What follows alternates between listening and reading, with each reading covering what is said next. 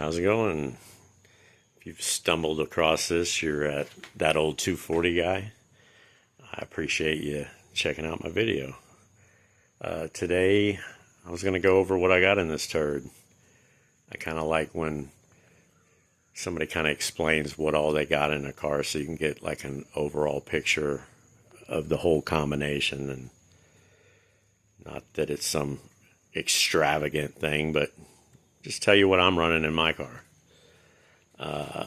For the engine, it's a dart block, 4.125 bore, 3.75 stroke. So basically like a 400 small block.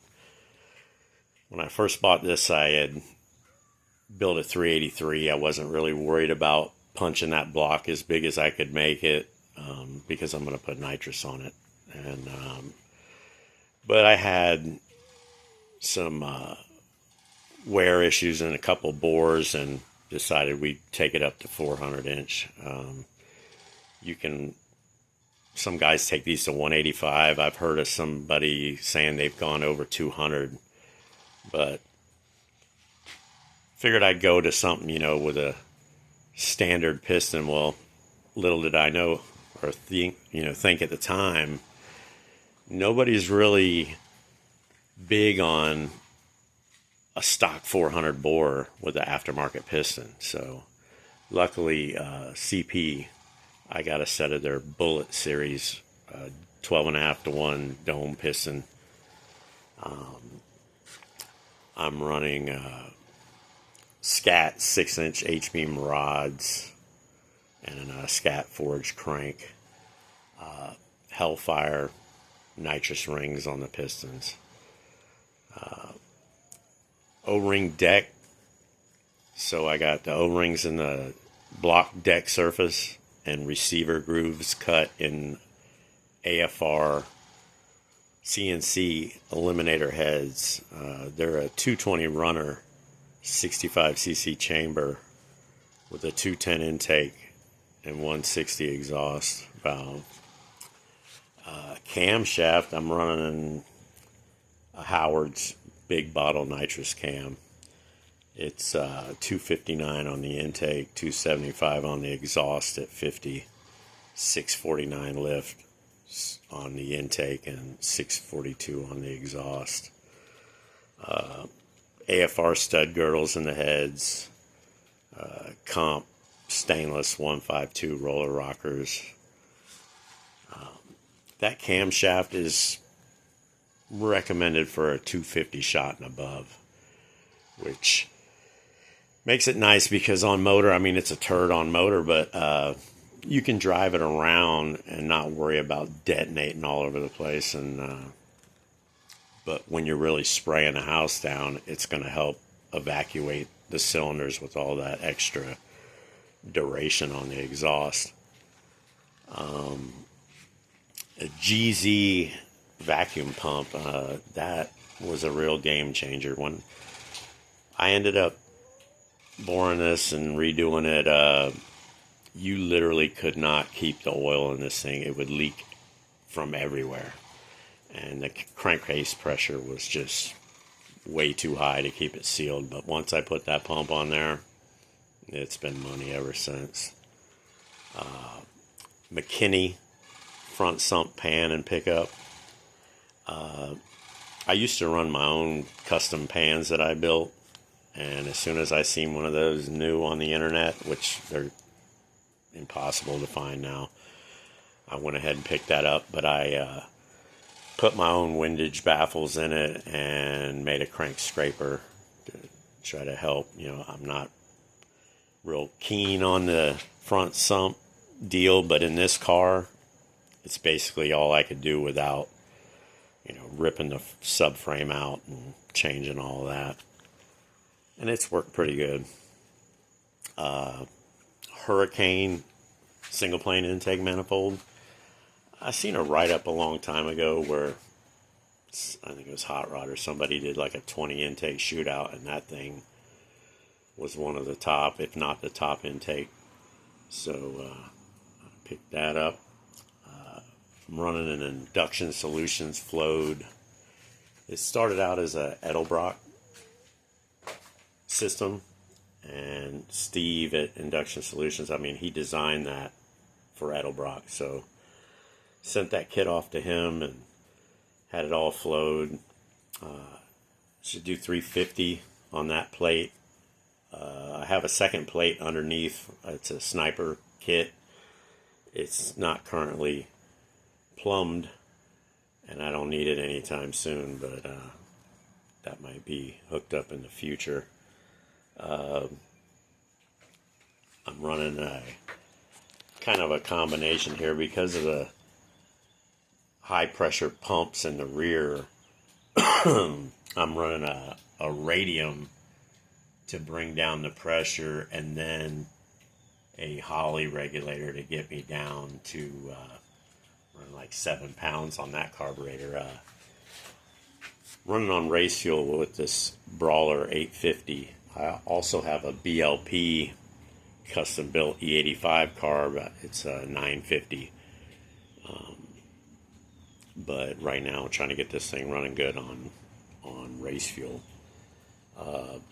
MSD billet aluminum distributor with stainless works turbo headers. I've had 3 different sets of headers that I've built on this car. I mean, I'd love to have full exhaust on it again, but it's always a compromise on the driver's side, and I just want to evacuate that stuff as quickly as possible, and possibly one day this thing might have a turbo or 2 on it, so I got a pretty good deal on those, so they've worked out pretty good. Transmission, I'm running a FTI Power Glide. That thing's been money ever since I bought it. I mean, FTI is local to me. Great customer support. I had an issue one time, go down there. He's like, let's go for a ride. I've had it refreshing since I've had it. And originally I had an 8-inch converter, which worked awesome on motor. At that time, I was only spraying like 100, 125 shots. So he's like, oh, let's spec it for motor. But once I started turning the nitrous up, that 8-inch converter got way too loose. So went to a 9-inch billet converter in it now, and it seems to be working pretty good. Ignition and nitrous panel plate that I just did here recently. I'm going to put some stills in because it's probably hard to see, but I have a 6AL2 digital. I have the distributor locked out, so all my timing curve and RPM limits and all that are built in to the MSD. NOS progressive controller. I got that recently, and we've been playing around with that here.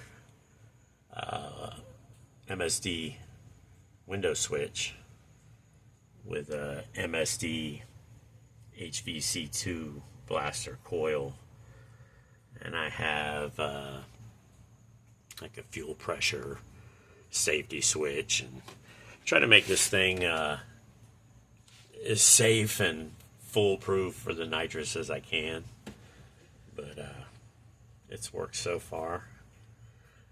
Running a AEM and an Innovate wideband. I got one in each bank. And running a JEGS shift solenoid with their RPM switch. Just recently replumbed after doing all the nitrous controller and all that. Put twin tanks in it. Ball valve, so I don't get that pressure drop, and just all around better setup. I really wanted to add some weight in the car, so I thought that would help, and I've got some weight bars in the rear to try to get this thing to kind of work on the street.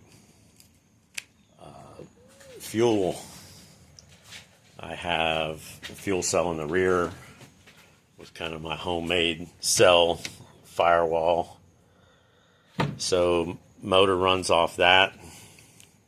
I run 112 now for motor only. There's a 1 gallon cell in the front of the car underneath the driver's headlight. So I run C16 in that one, and it has like a Holly blue or black pump for the nitrous enrichment on the plate. For the motor, I have a Holly Dominator. It's like the double barrel shotgun pump. And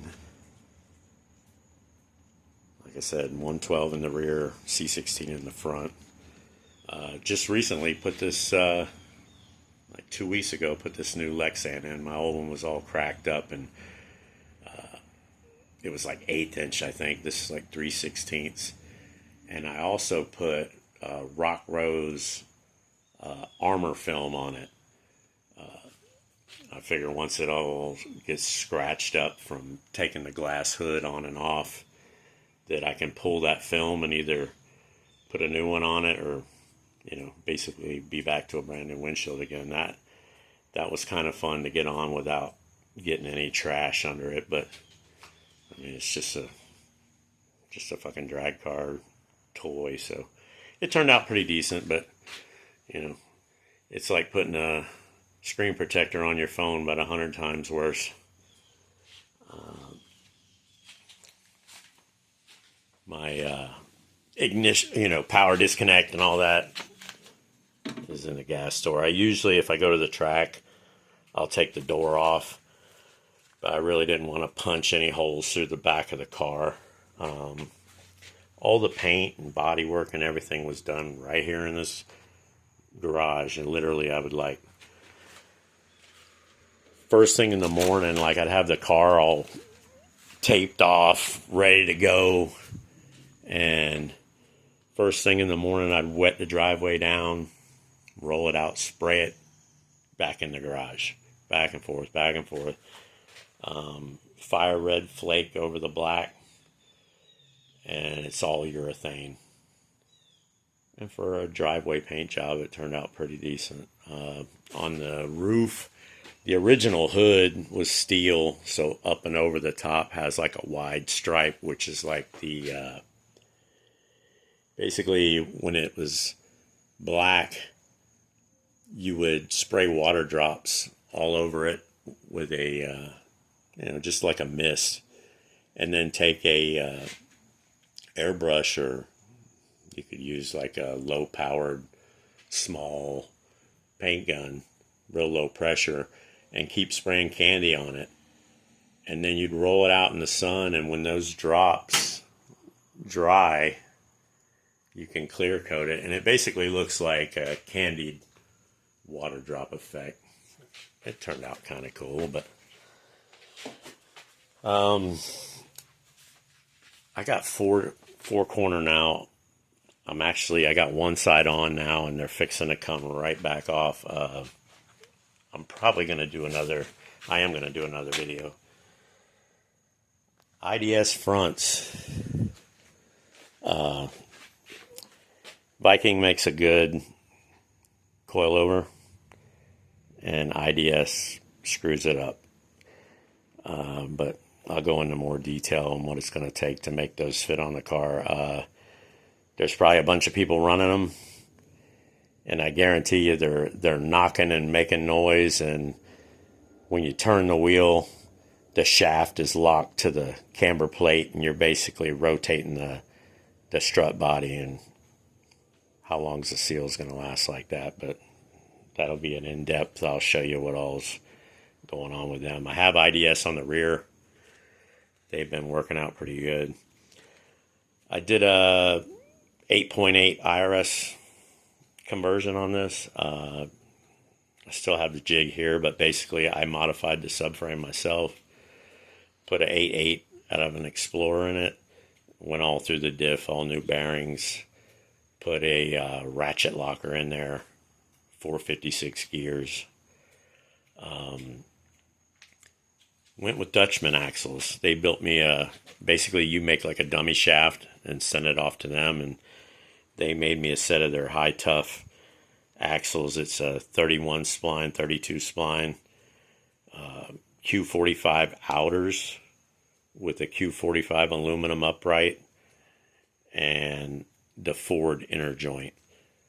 I had contemplated doing like Porsche CVs and all that stuff, but excuse me, at the end of the day, if I'm going to break something, I'd rather break a Ford or possibly a Q45 joint than like a 930 Porsche joint.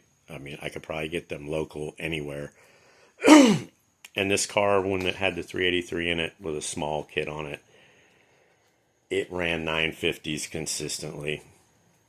And when it finally broke an axle, I'm like, I'm just going to upgrade. But it had the 89 diff. All I did was weld the spiders, and had the 89 axles in it. I put new shocks on the rear, but I mean, that thing, my son's 240, his first car with the RB25, that thing would, first time to the track, just snap the axles. But seems like if they don't squat really bad in the back, his car used to squat hard. And once you get that articulation in them and you're making any power, I think that really has an effect on how hard, how they'll last. Because I ran this on radials and slicks with that stock rear end and lived for a long time. I'm running BMS wheels. I got currently it's a 28 915 ET drag on it. I was running radial on it, but I was trying to get this thing to really hook on the street, and that radial was like driving on butter. Rear coils helped a little bit, but I really just couldn't get any weight transfer. I've since added weight bars in the rear. Those front IDS were supposed to really help the issue, but with a slick, it actually does pretty decent to where I can start putting power into it, which I got these lead filled box steel. I haven't anchored them down yet because I don't know for sure that I'm going to keep them in there. Scaling the car, it was really hard to kind of get your corner weights right when the fronts weren't adjustable. And those IDS fronts will be on there. It's just going to take a little bit to make them work correctly. I'm not going to install something that I know is just blatantly wrong. And I guess that's for another time. But if there's anything that you got questions about, or I know one thing though, mistakes that I've made, I wished, because when I got this car 20 years ago, I bought it for $500. The dash was tore up, but I stripped the whole dash and did like a texture coating on it, which, for a drag car, it's all right, but I wished I never had gutted this car. I recently bought another 240 that I hated to gut the interior out of that thing because it was a complete unmolested car, so I ended up selling it as a whole. But one mistake I see a lot of people do is they buy a 240, and before they have a plan or money, and this was always going to be a drag car, it was going to be a play toy, but first thing somebody does before they have a plan or money is they gut the whole car and throw everything away. And then they don't have the money or the knowledge, or I don't know, but you see so many of these that everybody throws everything away. And I made that mistake also. I wish I had all that shit now, and it's getting harder and harder to find, but it would just look nicer with some interior in it, and it's not that much weight to have door cards and carpet in the front, and the back quarter plastics, but I tried to retain as much as I could, and recently I just put this on here to kind of hide the fuel cell in the rear, but yeah, we all make mistakes. Got to get some glass for that. But I hope y'all like it. I mean, it's not anything real special. It's not some rocket ship, but I mean, it's what I got, and I'm happy with it because I built it in my garage with my small amount of tools, and I did all the work myself. So thanks. Hopefully I see you again.